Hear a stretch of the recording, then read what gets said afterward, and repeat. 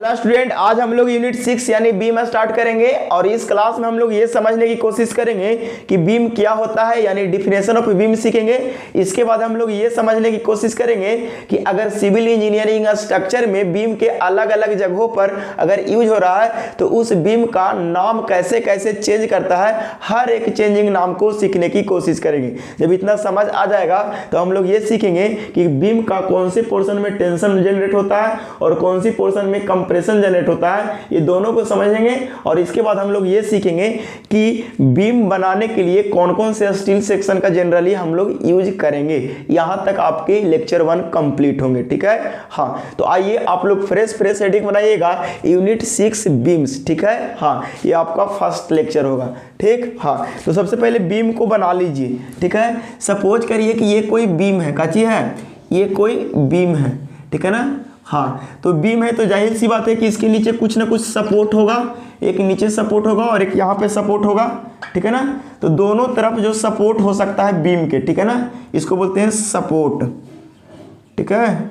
हाँ, यहाँ पे भी क्या बोलेंगे, सपोर्ट बोलेंगे, ठीक है ना। और इसको बोल रहे हैं बीम, ठीक है ना। हाँ, बड़ा आराम से समझने की कोशिश कीजिएगा कि अगर इस बीम के ऊपर कोई लोड आ रहा है, क्या आ रहा है, लोड आ रहा है, तो आप क्या समझोगे। अगर सिविल इंजीनियरिंग स्ट्रक्चर है तो बीम के ऊपर या तो पॉइंट लोड आ सकता है या तो यूडीएल आ सकता है, रेयर चांस में कभी कभी यूवीएल भी आ सकता है या सिर्फ वायरिंग लोड भी आ सकता है। अगर स्ट्रक्चर है तो किसी भी टाइप्स के लोड आ सकता है, बट आपके सिलेबस में यहाँ सिर्फ और सिर्फ पॉइंट लोड और यूडीएल के बारे में चर्चा करना है, इसीलिए विशेष डिस्कशन हम लोग करेंगे यूडीएल और पॉइंट लोड के बारे में, ठीक है। उम्मीद है इतना बात आप लोग को थोड़ा बहुत समझ आ रहा होगा, ठीक है। तो जब ऊपर से लोड आ रहा है, जब ऊपर से लोड आ रहा है तो इस बीम में क्या होता है, बीम इस तरह से आपको क्या करता है, डिफ्लेक्ट करता है। क्या करता है, बीम इस तरह से डिफ्लेक्ट करता है। सर इतना डिफ्लेक्ट करता है, नहीं, हम समझने के लिए इतना डिफ्लेक्ट करा दे रहे हैं जबरदस्ती, ठीक है ना। हाँ, बीम इस तरह से क्या करता है, डिफ्लेक्ट करता है, ठीक है ना। हाँ, तो देखिए जब ऊपर से लोड लगता है तो बीम का तो ये ओरिजिनल न्यूट्रल एक्सिस ये वाला होगा, इसको बोलते हैं न्यूट्रल एक्सिस, ठीक है ना। आप ये सारे छोटी मोटी कॉन्सेप्ट को आप स्ट्रेंथ ऑफ मटेरियल यानी सोम में पढ़ लिए होंगे या मैकेनिक्स ऑफ सॉलिड में आप लोग पढ़े होंगे। इसको बोलते हैं न्यूट्रल एक्सिस। और ये हो गया आपको बीम, और बीम पर ये सब क्या आ रहा है, लोड आ रहा है। क्या आ रहा है, लोड। इसको बोलते हैं कंसंट्रेटेड लोड या पॉइंट लोड। और इस वाले को बोल रहे हैं यूडीएल। क्या बोल रहे हैं, यूडीएल, जो मीटर या ऐसे बोल सकते हैं न्यूटन पर मीटर या किलो न्यूटन पर मीटर, ऐसे लोड इंटेंसिटी गिवन रहता है, ठीक है। हाँ, तो बड़ा आराम से देखिए, जब ऊपर से लोड लग रहा है तो बीम में इस तरह से डिफ्लेक्शन होता है। आप टॉस में पढ़ रहे होंगे स्लोप एंड डिफ्लेक्शन, ठीक है ना। हाँ, तो बीम जब ऊपर से, बीम में जब लोड लगता है तो इस तरह से डिफ्लेक्शन होता है। तो यहाँ पे ऊपर वाले फाइबर में कंप्रेशन डेवलप होता है। क्या होता है, कंप्रेशन डेवलप होता है। और नीचे वाला फाइबर में आपको टेंशन डेवलप होता है। कौन सा डेवलप होता है, टेंशन डेवलप होता है। इस बात को हमेशा ध्यान दीजिएगा, हमेशा नोटिस करेंगे कि अगर कोई बीम के ऊपर अगर लोड लग रहा है तो ऊपर वाले फाइबर में हमेशा कंप्रेशन होगा और नीचे वाले फाइबर में हमेशा टेंशन होगा। तो सर कब टेंशन होगा, कब कंप्रेशन होगा, कितना दूर में होगा, ये पता नहीं चल रहा। तो ध्यान दीजिएगा, न्यूट्रल एक्सिस के ऊपर हमेशा क्या होगा, ऊपर वाले फाइबर में हमेशा कंप्रेशन जनरेट होगा और न्यूट्रल एक्सिस से नीचे वाले में हमेशा टेंशन जनरेट होगा। इस बात को बड़े ध्यान से यहाँ पे एनालिसिस करेंगे। विशेष इसकी डिस्कशन आपके टॉस या सॉम में हो ही गए होंगे, ठीक है। तो हम टाइम को ज़्यादा बर्बाद ना करते हैं और आगे बढ़ते हैं। तो ये आपको बीम है। तो एक बात ध्यान दीजिएगा, जो बीम बनाया जाता है उसको स्पेसिफिक पर्पस से बनाया जाता है, जो कि वर्टिकल ट्रांसवर्स लोड को या ट्रांसवर्स लोडिंग को बियर करता है। एक बात ध्यान दीजिएगा, बीम हमेशा कैसा लोड को बियर करता है, वर्टिकल ट्रांसवर्स लोड या सिर्फ ट्रांसवर्स लोड भी बोल सकते हैं, ठीक है। हाँ, तो ट्रांसवर्स लोड क्या होता है, आप यहाँ पे एक छोटा सा वीडियो क्लिप लगाते हैं और इस ट्रांसवर्स लोड को आप बड़े ध्यान से समझने की कोशिश करेंगे, ठीक है। हालांकि ऑलरेडी पहले का बनाया गया वीडियो था, ठीक है। तो अगर नहीं समझ आता है वीडियो के माध्यम से तो अभी समझ लीजिए कि जब कोई बीम, ये बीम है तो बीम के लेंथ के अलॉन्ग जो डायरेक्शन होता है उसको बोलते हैं लॉन्गिट्यूडनल डायरेक्शन। अगर थोड़ा बहुत समझ रहे होंगे तो इस डायरेक्शन को बोलते हैं longitudinal direction. Longitudinal direction of beam. ये बीम का लॉन्गिट्यूडनल डायरेक्शन है और लॉन्गिट्यूडनल डायरेक्शन पे जो परपेंडिकुलर लोड लगते हैं ना, उसी लोड को बोलते हैं ट्रांसवर्स लोड। ठीक है ना, तो इस चीज को आप समझने की कोशिश कीजिएगा। तो ये हमारा लॉन्गिट्यूडनल डायरेक्शन है और ये आपका लोडिंग डायरेक्शन है। तो बताओ लॉन्गिट्यूडनल डायरेक्शन के परपेंडिकुलर लग रहा है कि नहीं? तो ये सर लग रहा है। तो इस लोड को बोलेंगे हम लोग ट्रांसवर्स लोड। क्या बोलेंगे? Transverse load. तो एक बात ध्यान दीजिएगा कि जब कभी भी आपकी लॉन्गिट्यूडनल डायरेक्शन के परपेंडिकुलर डायरेक्शन में कोई लोड लग रहा है, तब उस लोड को हम लोग बोलेंगे ट्रांसवर्स लोड। ठीक है ना, तो इस तरह से लोड को हम लोग क्या बोलेंगे? Transverse load. उम्मीद है आपको ट्रांसवर्स लोड समझ आ रहा होगा।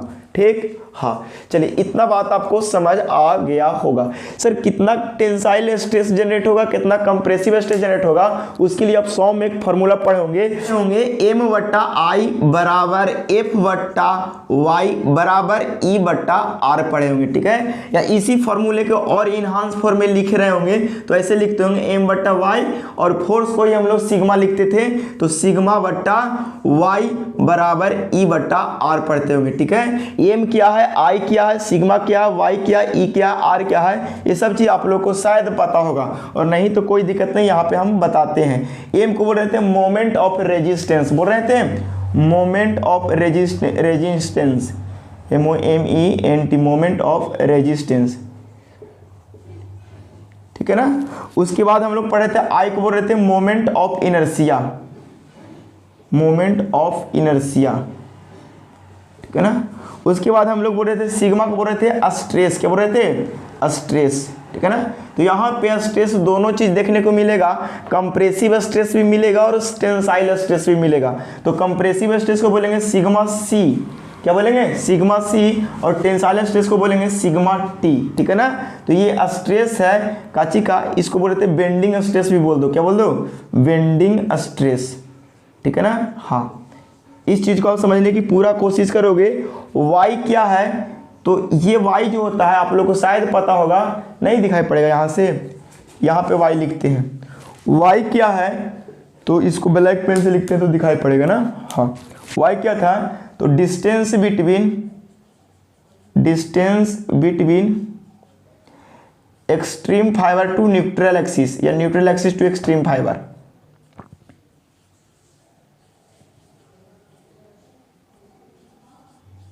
एक्सिस टू, थोड़ा सा न्यूट्रल का मीनिंग देख लीजिएगा, एक्सट्रीम फाइबर। ठीक है ना, इस चीज को आप लिख लीजिएगा बढ़िया से। ई क्या था, तो मॉडुलस ऑफ इलास्टिसिटी था, इसको क्या बोल रहे थे? Modulus of elasticity.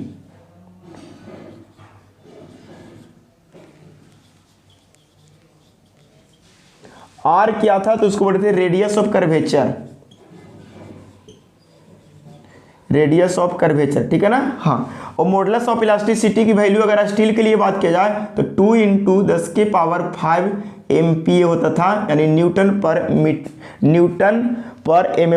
ठीक है ना, हाँ इतना होता था, आप याद करोगे। ठीक है, हम लोग को इतने सारे बड़े फार्मूले कोई मतलब नहीं है। हम लोग को यहाँ पे जब बीम के जब डिजाइन करेंगे तो हमारे लिए सिर्फ और सिर्फ इतना ही फार्मूले यूज आएंगे, इससे ज़्यादा आप फार्मूले के लिए सोच भी नहीं आ सकेंगे। ठीक है ना, हाँ सोचेंगे आप सिलेबस से ज़्यादा जाएंगे। ठीक है, हाँ तो यहाँ पे हम लोग को हमेशा चेक करना होता है बेंडिंग स्ट्रेस। क्या चेक करना होता है? Bending stress. तो bending stress that is sigma की कैलकुलेशन करना होता है, तो आप सिग्मा के यहाँ से कैलकुलेशन कर सकते हैं। तो सिग्मा बराबर हम क्या लिख सकते हैं, तो सर सिग्मा बराबर हम पता है क्या लिख सकते हैं, इतना को ना है तो इधर थोड़ा सा ये वाला फिगर छापिएगा और इतना लिख करके कॉपी कीजिएगा, थोड़ा सा साइड हो जाते हैं।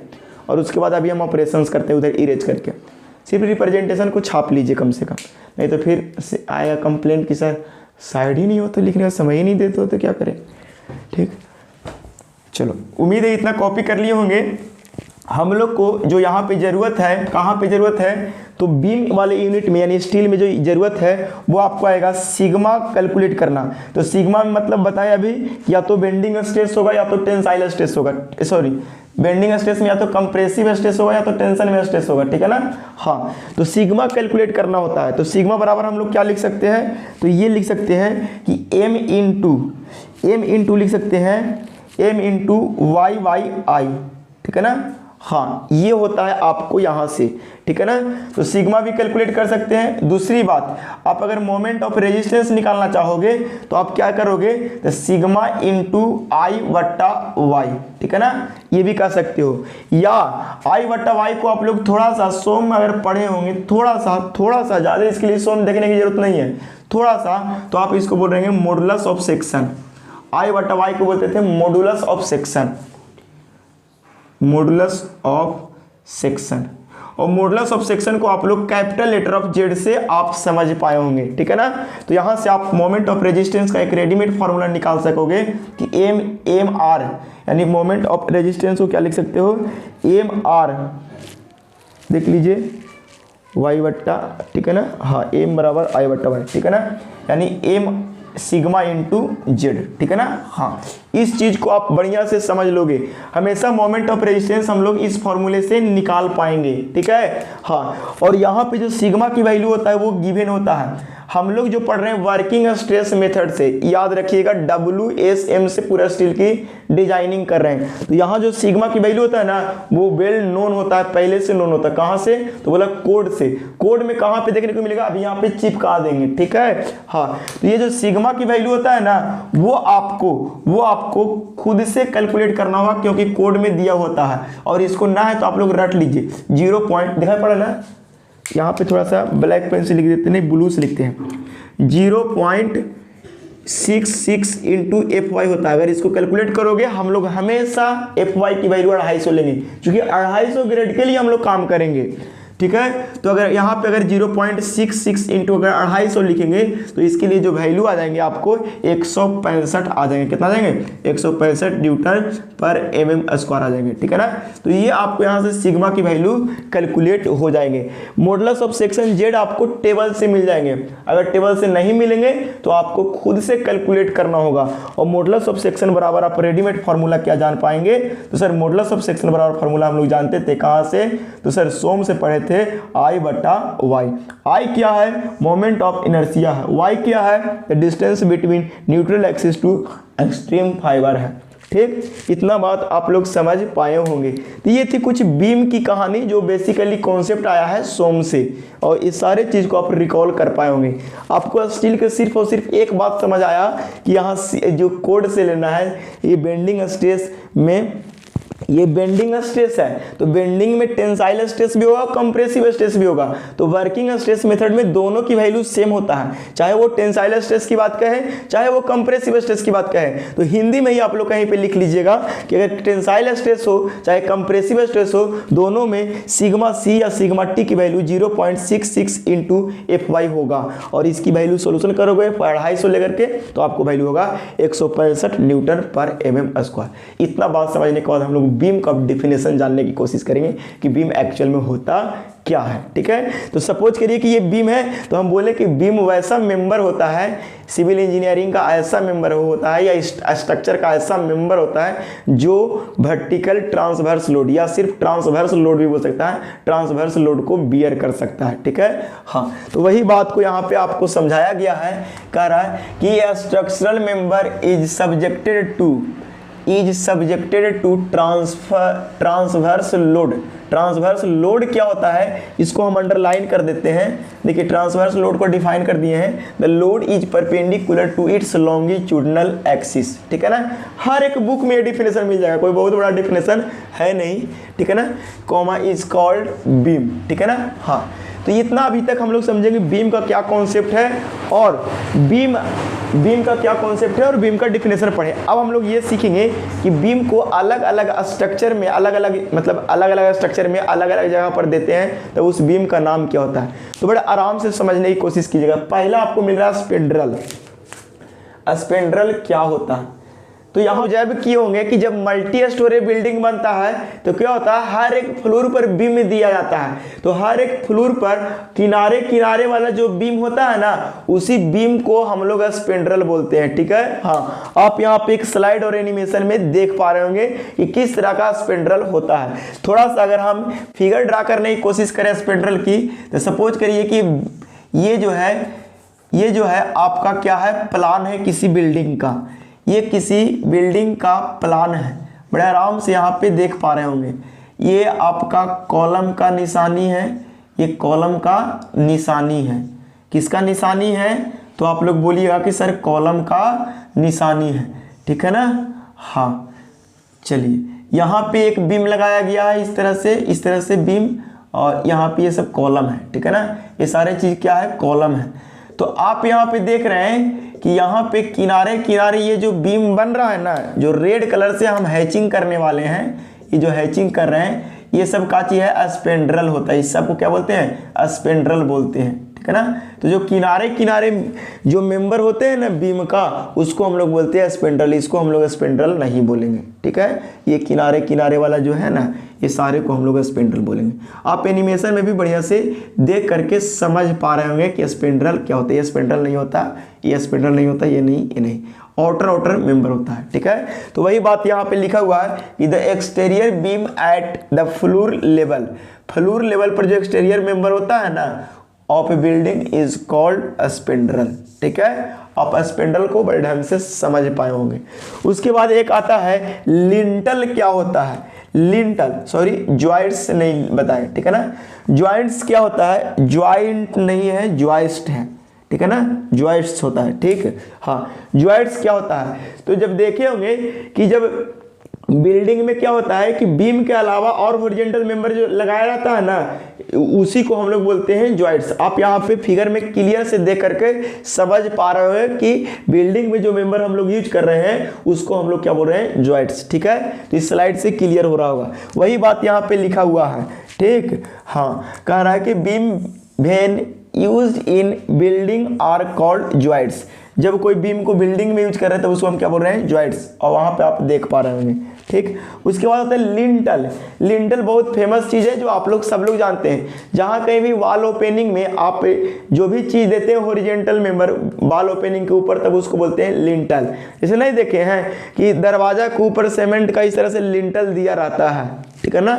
तो वॉल ओपनिंग के ऊपर जो दिया था ना उसको बोलते हैं लिंटल। तो हम लोग सीमेंट का नहीं, यहाँ पे स्टील का देने वाले हैं और उसी की डिजाइनिंग करके हम लोग समझने की कोशिश करेंगे, ठीक। हाँ, तो देखिए वही बात लिखल है, बीम विच सपोर्ट मेसोनरी इन ओपनिंग, ठीक है ना। ओपनिंग पर जहाँ पे दिया रहता है उसी को हम लोग क्या बोलते हैं? लिंटल, ठीक है। ग्रिट क्या होता है? तो कह रहा कि horizontal beam spanning wall column of industrial building support the wall is called grit, ठीक है ना। जब इंडस्ट्रियल पर्पस से जो बीम हम लोग प्रोवाइड करते हैं तब उसको हम लोग क्या बोलते हैं? ग्रिट बोलते हैं, ठीक है ना। हाँ, थोड़ा सा ग्रिट का मीनिंग सही है, देख लेते हैं, ठीक है ना। हाँ, और इसको इरेज सुधार कर देंगे, ठीक है। तो उम्मीद है इतनी सारी डेफिनेशन समझ आ गया और इतने सारे बीम का कॉन्सेप्ट डेवलप हो ही गए होंगे। अब हम लोग ये देखेंगे इरेज करने के बाद कि बीम में कौन कौन से स्टील सेक्शन का यूज कर सकते हैं, बढ़िया वाला कौन सा सेक्शन होना चाहिए, उसको बारे में भी हम सीखेंगे। इतना को कॉपी कर लीजिए और इसको करते हैं फिर इरेज। बनाइए different steel section used as a beam, यानी अलग अलग टाइप्स के स्ट्रक्चर बना रहे हैं तो वहां पे बीम बनाने की जरूरत होता है। तो उस बीम को बनाने के लिए कौन सा स्टील सेक्शन सेलेक्ट करोगे कि वहां से जो बनने वाले स्ट्रक्चर होंगे वो सेफ होंगे और दूसरा इकोनॉमिकल होंगे। इस बात को ध्यान में रखते हुए सेक्शन को सेलेक्ट करेंगे और वहां पे बीम की डिजाइनिंग करेंगे। तो पहले सेक्शन का नॉलेज होना चाहिए, जो कि पूरा का पूरा नॉलेज आपको स्टील टेबल से मिलेगा और इस वीडियो लेक्चर के माध्यम से भी, ठीक। हाँ, सपोज करिए कि ये कोई एंगल सेक्शन है, तो इस एंगल सेक्शन का कहीं ना कहीं क्या होगा? सीजी होगा ना। तो सीजी से जो पास करने वाले एक्सिस होता है और उसके अबाउट जो मोमेंट ऑफ इनर्शिया होता है वो आपको टेबल में गिवन होता है। कहाँ गिवन होता है? टेबल में गिवन होता है। और इस सेक्शन को बोल रहे हैं एंगल सेक्शन। और ये एंगल सेक्शन को जो हम लोग यूज करते हैं वो इन जनरली रूफ ट्रस में यूज करते हैं। जब रूफ ट्रस में ROOF रूफ ट्रस में जब हमको बीम बनाना होता है तो वहां पे हम लोग कौन सा सेक्शन यूज करते हैं? एंगल सेक्शन यूज करते हैं जनरली, ठीक। हाँ, दूसरा टी सेक्शन होता है। तो टी सेक्शन का कहीं ना कहीं तो सीजी होगा ना। तो ये सर सीजी तो होगा, इसका मतलब इससे जो पास होने वाली लाइन होगी उसके अबाउट मोमेंट ऑफ इनर्शिया आपको कहाँ से मिलेगा? तो टेबल से मिलेगा, ठीक। हाँ, एक होता है चैनल सेक्शन को, ठीक है ना। तो चैनल सेक्शन का भी कहीं ना कहीं सीजी होगा ना, तो उसकी सीजी से जो पास होने वाली लाइन होगी वही लाइन के अबाउट मोमेंट ऑफ इनर्शिया होगा, वो कहाँ मिलेगा आपको, स्टील टेबल में मिलेगा। ठीक है। हाँ, एक बात और समझिए, ये आई सेक्शन होता है, ठीक, ये आपको आई सेक्शन इसको बोलते हैं, इसको बोलते हैं आई सेक्शन। तो आई सेक्शन के सीजी से जो पास होने वाला लाइन एक्सिस होता है ना, उसके अबाउट मोमेंट ऑफ इनर्शिया कहाँ से मिलेगा, तो सर टेबल से मिलता है। आई सेक्शन को ही बोलते हैं बीम सेक्शन, क्या बोलते हैं, बीम। ठीक है ना। और यही सेक्शन ज़्यादातर हम लोग हैवी लोड वाले जगहों पर बीम जब बनाते हैं तो आई सेक्शन का ही जनरली लेते हैं, यूज करते हैं। उसके बाद आता है कि बार यानी छड़ जिसको बोलते हैं, रड बोलते हैं, तो वो छड़ का स्क्वायर क्रॉस सेक्शन में भी आता है और सर्कुलर क्रॉस सेक्शन में भी आता है। तो ये दोनों को हम लोग क्या करते हैं, यूज करते हैं एज अ बीम। ठीक है। हाँ, एक बात और थोड़ा समझ लीजिए, सबसे ज़्यादा जो हम लोग स्ट्रक्चर में यूज करते हैं वो बीम का यूज करते हैं। सबसे ज़्यादा जो रूफ ट्रस में यूज करते हैं वो एंगल सेक्शन का यूज करते हैं। ठीक है। हाँ, तो देखिए बीम के लिए सबसे बढ़िया वाला सेक्शन कौन होगा, तो सर बीम के लिए सबसे बढ़िया वाला सेक्शन आई होगा। उससे खराब हल्का तो सर चैनल होगा, उससे खराब हल्का टी होगा। सबसे खराब वाला सेक्शन क्या होगा आपको, आई सेक्शन होगा, क्या होगा, सॉरी एंगल सेक्शन होगा।